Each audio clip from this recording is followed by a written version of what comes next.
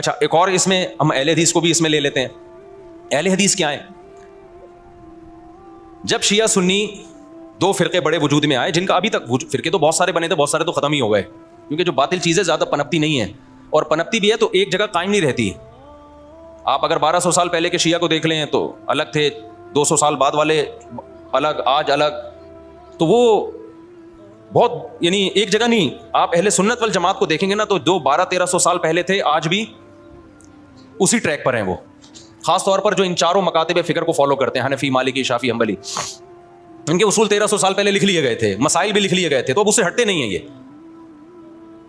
آپ کو حنفی 800 سال پہلے کا بھی وہی نظر آئے گا جو آج تھا، شافعی 800 سال پہلے کا بھی ویسے نظر آئے گا جیسا آج تھا. اگر تبدیلی ہوئی ہے تو بدعت کے حوالے سے ہوئی ہے، کسی میں بدعتیں آ گئیں، کسی میں بدعتیں کوئی ایکسٹریم لیول پہ ادھر چلا گیا. کوئی مسائل کے معاملے کی بات کر رہا ہوں، جو اسلامک لا ہے، لا نہیں چینج ہوا کیونکہ وہ ریٹن فارم میں آ چکا تھا پہلے. تو اب میں عرض کر رہا تھا کہ دو فرقے بڑے وجود میں آ گئے. ایک کو کیا کہا جاتا تھا؟ شیعہ. ایک کو کیا کہا جاتا تھا؟ سنی. تو سنیوں کا جو اصول اور ضابطہ تھا وہ یہ تھا کہ قرآن سے مسئلہ دیکھا جائے، پھر نبی صلی اللہ علیہ وسلم کی صحیح احادیث سے، اس کے بعد صحابہ.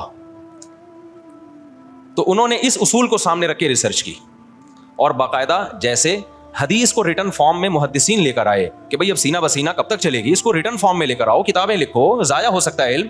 تو اسی طرح جو مسائل تھے، یہ جائز ہے، یہ ناجائز ہے، یہ مکروہ ہے، یہ حرام ہے، یہ مکروہ تنزیہ ہے، فلاں کام کرنے سے سدا صاحب واجب ہوتا ہے، فلاں غلطی کرو تو سدا صاحب نہیں، پوری نماز ہی لوٹانی پڑے گی، ہزاروں مسائل تھے نا. تو ائمہ کرام نے اجتہاد کیا اور مسائل کو ریٹن فارم میں لانا شروع کیا. تو جو اہل سنت والجماعت تھے وہ ان کے 4 مکاتب فکر وجود میں آئے. جو کام امام ابو حنیفہ نے کیا، اس کام سے جو متاثر ہوئے اور اس طریقے کو جنہوں نے فالو کیا ان کو کیا کہا جانے لگا؟ حنفی. اور جنہوں نے امام شافعی کو فالو کیا ان کو کیا کہا جانے لگا؟ بولتے کیوں نہیں شافعی. اب آپ بتاؤ جو امام شافعی کو فالو کرتے ان کو اگر ہم مسلم کہتے کہ نہیں حنفی شافعی کچھ نہیں ہوتا، یہ مسلم ہے، اس کا مطلب شافعی اگر مسلم ہے تو حنفی بھی غیر مسلم ہے؟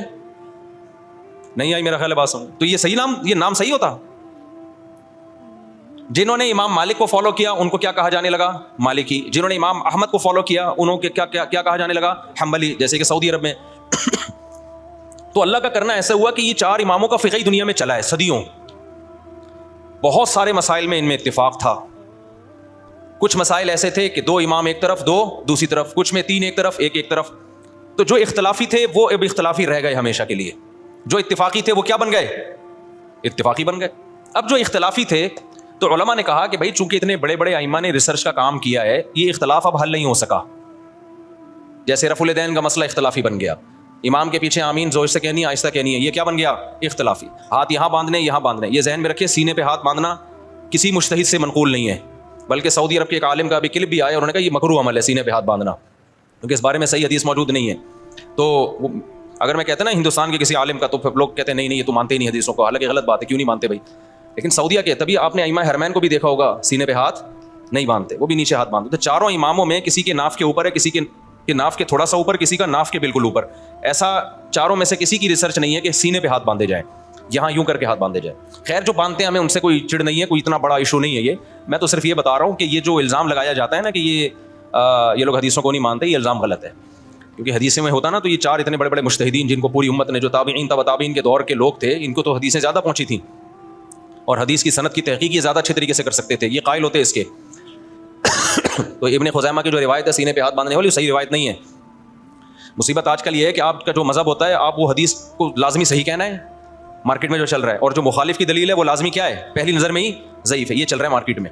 خیر تو ان 4 اماموں میں جب اختلاف کچھ باقی رہ گیا تو امت کے بڑے بڑے علماء نے فتویٰ دیا کہ بھائی اب یہ اختلاف ختم کرنا ممکن بولو نہیں ہے، کیونکہ صحابہ میں یہ اختلاف تھا. کوئی یہاں ہاتھ باندھتا، کوئی ہاتھ چھوڑ کے نماز پڑھتا. صحابہ میں صحیح حدیث سے ثابت ہے ایک صحابی ہاتھ چھوڑ کے نماز پڑھتے تھے، اور یہ بھی ثابت ہے صحیح سند سے کہ مدینہ والے ہاتھ چھوڑ کے نماز پڑھتے تھے. تو امام مالک نے کہا کہ بھائی مدینہ والے جب ہاتھ چھوڑ کے نماز پڑھ رہے ہیں تو نبی کی آخری نماز تو انہوں نے دیکھی ہے، تو میں ہاتھ چھوڑ کے نماز کے قائل ہوں. ٹھیک ہے ہاتھ باندھنے والی حدیثیں ہیں لیکن وہ پرانے زمانے کی ہیں. مدینہ کس کو فالو کر رہا ہے؟ نبی کے آخری عمل کو فالو کر رہا ہے. تو میں ہاتھ چھوڑ کے نماز، تبھی مالکیہ پوری دنیا میں جہاں بھی ہیں کیسے نماز پڑھتے ہیں؟ بولتے کیوں نہیں؟ ہاتھ چھوڑ کے. اب کبھی ہمیں ہاتھ چھوڑا ہوا بندہ نظر آ جائے نماز پڑھ رہا ہے تو ہمیں اشکال ہوتا ہے یار ساری دنیا تو ہاتھ باندھ کے نماز پڑھ رہی ہے، یہ کیوں چھوڑ رہا ہے؟ تو ہم بجائے اس کے کہ بولیں یہ مسلم ہے یا میں مسلم ہوں، تو کیا مطلب وہ غیر مسلم ہندو ہے وہ؟ تو ان شارٹ ہم کیا کہتے ہیں؟ یہ فقہ مالکیہ کو فالو کرتے ہیں. یہ کیا کرتے ہیں بھائی؟ یعنی مالکی ہیں. یہ کیا مطلب؟ یہ امام مالک کی جو تحقیق ہے اس کو زیادہ اس پر اعتماد کرتے ہیں. حدیثوں میں تو سب کچھ ملے گا آپ کو. جب سب کچھ ملے گا تو کسی نے ایک حدیث کو ترجیح دی, دوسری میں تعویل کی, کسی نے دوسری کو ترجیح دی, اس والی حدیث میں تعویل کی. میں سمجھا پا رہا ہوں اپنی بات؟